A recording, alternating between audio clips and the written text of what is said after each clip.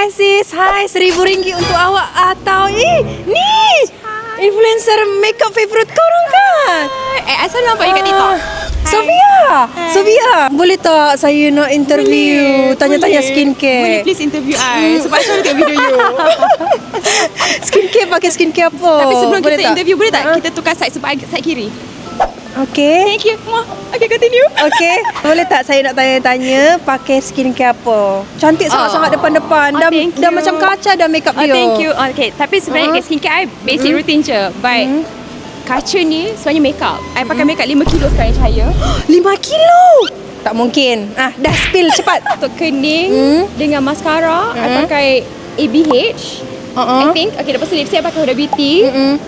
Banyaknya. Oh, tapi base I tengah try out something new. I tengah pakai cushion baru. I tengah recreate makeup kaca glass skin sebab I think that's the trend now. And actually I bawa sebab I nak touch up. Oh, yang ni yang T20 influencer ramai guna. Tahu.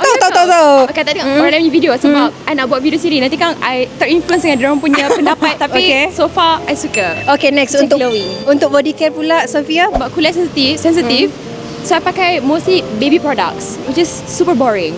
Sorry guys. Untuk perfume pula, pakai perfume apa? Wangi sangat-sangat. Ayah ke?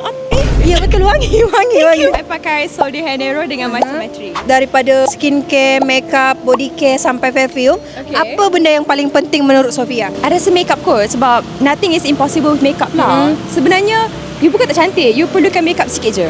Sebab I pun without makeup I hot je. Tapi dengan makeup okay lah kan, not bad lah. Okay, thank you so much Sofia dah sudi Cahaya interview, dah thank you luangkan saya. masa RM1,000 untuk Sofia sebab sudi Cahaya interview. Okay, Serius lah. Tak apa. You akan post kat TikTok kan?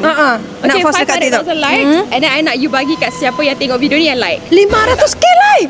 Tak tahu possible ke tak possible kan? Jangan cabar follower saya tau. Secah 500,000 like, RM1,000 untuk korang. Komen di bawah sekarang juga.